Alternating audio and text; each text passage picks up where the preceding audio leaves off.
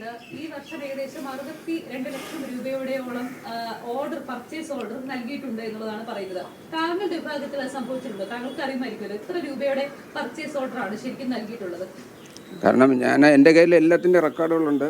എനിക്ക് അതെല്ലാം പറയാനും പറ്റും. ഇപ്പോൾ എൻ്റെ കയ്യിൽ ഇല്ല. ഞാൻ പെട്ടെന്ന് ഇന്നലെ ഹോസ്പിറ്റലിൽ പോയില്ല. ഇനി ഒരു രേഖയുടെ അടിസ്ഥാനം ഇല്ലാതെ കൃത്യം എത്ര എമൗണ്ട് ഉണ്ടെന്ന് പറയാൻ പറ്റത്തില്ല. എത്ര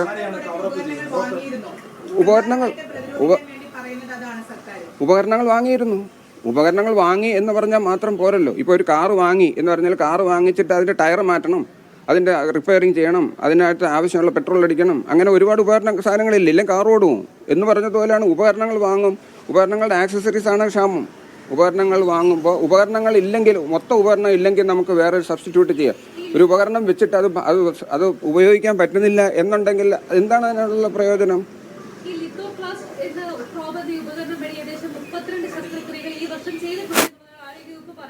അത് കൂടുതൽ ചെയ്തിട്ടുണ്ട്. പക്ഷേ ഇന്നലെ ഒരു പ്രതിസന്ധി വന്നത് ഒരു ശസ്ത്രക്രിയ ചെയ്യുന്ന സമയത്താണോ പ്രതിസന്ധി വന്നത്? ഇത് ഒരു ശസ്ത്രക്രിയ ചെയ്യുന്ന സമയത്താണ്. ഇതിനകത്ത് ഇത് കുറച്ച് കേസുകൾ ചെയ്ത് കഴിയുമ്പോൾ ഇതിൻ്റെ പ്രോബ് പൊട്ടും.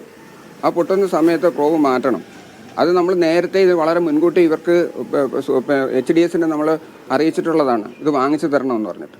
അപ്പോൾ ഇത് വാങ്ങിച്ച് ഏപ്രിലല്ല, മാർച്ച് 3-ാം മാസം. ഇത് മാത്രമല്ല, ഇതിനെപ്പറ്റി ഇവരെ കത്ത് കൊടുക്കുക മാത്രമല്ല, ഇതിനെപ്പറ്റി സ്ഥിരമായിട്ട് ഇവരെ അറിയിക്കുകയും ഇവരുടെ ഓരോ ദിവസവും ഇവരുടെ ബന്ധപ്പെട്ട ഓഫീസുകളിലേക്ക് ആളിനെ വിട്ടു പറയിക്കുകയും ഇത് പ്രോബ് തീരാറായി, പ്രോബ് പൂട്ടിപ്പോയി കഴിഞ്ഞാൽ പേഷ്യൻ്റ് ശസ്ത്രക്രിയ മുടങ്ങും എന്നൊക്കെ വളരെ മുൻകൂട്ടി നമ്മൾ പറഞ്ഞിട്ടുള്ളതാണ്. ഈ പ്രശ്നം ഇതിനു മുമ്പ് സംഭവിച്ചിട്ടുമുണ്ട് ഇതുപോലെ തന്നെ. ഒരുപാട് പേഷ്യൻസ് വെയിറ്റ് ചെയ്യുന്നുണ്ട്. എൻ്റെ ഇപ്പോഴത്തെ വെയിറ്റിംഗ് ലിസ്റ്റ് എനിക്ക് തോന്നുന്നു ഓഗസ്റ്റ് ലാസ്റ്റ് വരെ പേഷ്യൻസ് വെയിറ്റിംഗ് ഉണ്ട്. ഓഗസ്റ്റ് ലാസ്റ്റ് വരെ വെയിറ്റിംഗ് ഉണ്ട്. അല്ല, ഈ ഉപകരണം മാത്രമല്ല, പേഷ്യൻസിൻ്റെ വരവും നമുക്ക് ചെയ്യുന്ന ഓപ്പറേഷൻ്റെ തോതും തമ്മിലുള്ള ഒരു ബന്ധം കൃത്യമായിട്ട് കൊണ്ടുപോകാൻ പറ്റുന്നില്ല. എപ്പോഴും പേഷ്യൻസിൻ്റെ അളവിനനുസരിച്ചിട്ടുള്ള ഓപ്പറേഷൻ നമ്പർ നമുക്ക് തികയുന്നില്ല. അതുകൊണ്ട് തന്നെ എല്ലാ യൂണിറ്റിലും ഇതുപോലെ ഓപ്പറേഷന് രോഗികൾ വെയിറ്റിംഗ് ഉണ്ട്.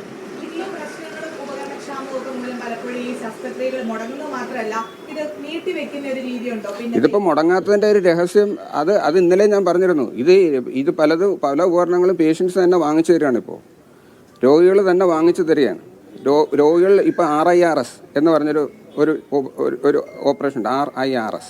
അത് നിങ്ങൾ അന്വേഷിച്ചാൽ അറിയാം. നിങ്ങൾ യൂറോളജി വന്നിട്ടുള്ള ഏതെങ്കിലും രോഗികളോട് ചോദിച്ചാൽ പറയാം, നിങ്ങൾ എത്ര രൂപയാണ് ഇതിന് ഹോസ്പിറ്റലിൽ അടച്ചതെന്ന് പറഞ്ഞു കഴിഞ്ഞാൽ അവർ ആ എമൗണ്ട് പറഞ്ഞു തരും. ഞാൻ കള്ളം പറയുന്നതാണോന്ന് അറിയാൻ വേണ്ടി. അത് അവരുടെ കയ്യിൽ നിന്ന് പിരിച്ച് നമ്മൾ ഓരോ ഉപകരണം കമ്പനിയിൽ നിന്ന് ഞാൻ വാങ്ങിച്ചിട്ട് ആ പൈസ അവർ ഷെയർ ചെയ്ത് കമ്പനിക്ക് അടയ്ക്കുകയാണ്. ഇങ്ങനെയാണ് RIRS അറിഞ്ഞാൽ ശസ്ത്രക്രിയ നടന്നു പോകുന്നത്. അത് സർക്കാരിനല്ല, ഞാൻ അധികാരികൾക്ക് ഞാൻ ഈ RIRS അറിഞ്ഞ ഉപകരണം ആവശ്യത്തിന് വാങ്ങിച്ചു തരണമെന്ന് പറഞ്ഞിട്ട് പല പ്രാവശ്യം അറിയിച്ചിട്ടുള്ളതാണ്. എനിക്ക് മുമ്പിരുന്ന ഹെഡ് ഓഫ് ഡിപ്പാർട്ട്മെൻറ്റ് അറിയിച്ചിട്ടുള്ളതാണ്. അതിൻ്റെ കടലാസുകളൊക്കെ ഉണ്ട്. അതിനൊന്നും ഒരു പ്രാവശ്യം പോലും ഒരു സ്കോപ്പ് പോലും അവർ വാങ്ങിച്ചു തന്നിട്ടില്ല. ഇത് രോഗികൾ തന്നെയാണ് വാങ്ങിച്ചു തരുന്നതും നമ്മൾ ശസ്ത്രക്രിയ ചെയ്ത് കൊടുക്കുന്നത്. അതുകൊണ്ടാണ് ഓപ്പറേഷൻ മുടങ്ങാതെ പോകുന്നത്. അത് മാത്രമല്ല, ഈ ഉപകരണം മാത്രമല്ല, പല ഈ ആക്സസറീസും നമ്മൾ പേഷ്യൻസ് വാങ്ങിച്ചു തരികയാണ്. പിന്നെ മാത്രമല്ല, നമ്മൾ മെഡിക്കൽ കമ്പനിക്കാരെ കൊണ്ടും അല്ലാതെയും ഒക്കെ പലരെ കൊണ്ടും ഔദാര്യം, ഇപ്പം UST ഗ്ലോബൽ എന്ന് പറഞ്ഞ സംഘടന, അങ്ങനെ ഒക്കെ അവരുടെ കയ്യിൽ നിന്നൊക്കെ നമ്മളിങ്ങനെ അപേക്ഷിച്ച് നമ്മൾ റിക്വസ്റ്റ് ചെയ്തും എരന്നും ഒക്കെയാണ് ഉപകരണങ്ങൾ വാങ്ങിച്ച് വെച്ചിട്ട് നമ്മൾ ഇത് പലപ്പോഴും ചെയ്ത് തീർക്കുന്നത്. അതുകൊണ്ട് ശസ്ത്രക്രിയ മുടങ്ങുന്നില്ല എന്ന് പറയുന്നത് ഇതൊക്കെ കാരണങ്ങളാണ്. ഇങ്ങനെയൊക്കെയാണ്.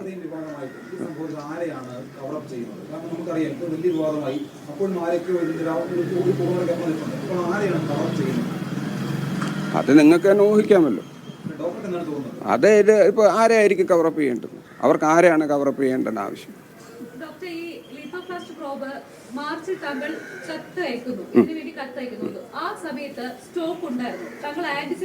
ആന്റിസിപ്പേറ്ററി ആയിട്ടാണ് അയച്ചത്. ഇതെനിക്കറിയാം. ഇത് ഒരു പ്രോബ് ഒരു മാസത്തേക്ക് തികയുള്ളൂ. അപ്പോൾ ഒരു 3 പ്രോബ് എൻ്റെ കയ്യിലുണ്ടെങ്കിൽ അത് 3 മാസം കൊണ്ട് തീരുമെന്ന് എനിക്കറിയാം. അപ്പോൾ ഓരോ പ്രോബ് തീരുമ്പോഴും പൊട്ടുമ്പോഴും നമ്മൾ ഈ കമ്പനിയല്ല ഇവരുടെ ഓഫീസിലേക്ക് നമ്മൾ കൃത്യമായിട്ട് അറിയിക്കുന്നതാണ്. ഇനി ഇത്രയേ ഉള്ളൂ, ഇത്ര കഴിഞ്ഞാൽ ഓപ്പറേഷൻ മുടങ്ങും എന്ന് പറഞ്ഞിട്ടുള്ള. അതിൻ്റെ എണ്ണം നമുക്ക് അഡ്മിറ്റ് ചെയ്തിരിക്കുന്ന കൃത്യമായിട്ട് ഓർമ്മയില്ല. എന്തായാലും ഞാൻ അഡ്മിറ്റ് ചെയ്യുന്ന രോഗികളെ അവർക്ക് കൂടുതൽ വെയിറ്റ് ചെയ്യാതിരിക്കാൻ വേണ്ടി ഒരാഴ്ച അല്ലെങ്കിൽ 10 ദിവസം മുമ്പ് മാത്രമേ രോഗികളെ അഡ്മിറ്റ് ചെയ്യത്തുള്ളൂ. ബാക്കിയുള്ളവർക്ക് നമ്മൾ വെയിറ്റിംഗ് ലിസ്റ്റ് ഡയറിയിൽ ഡേറ്റ് കൊടുത്ത് വിടുകയാണ് ചെയ്യുന്നത്. ഒരു കാര്യം കൂടി, അതായത് നേരത്തെ ഒരു സ്കൂളിലെ അധ്യാപകൻ പറഞ്ഞ കാര്യമുണ്ട്.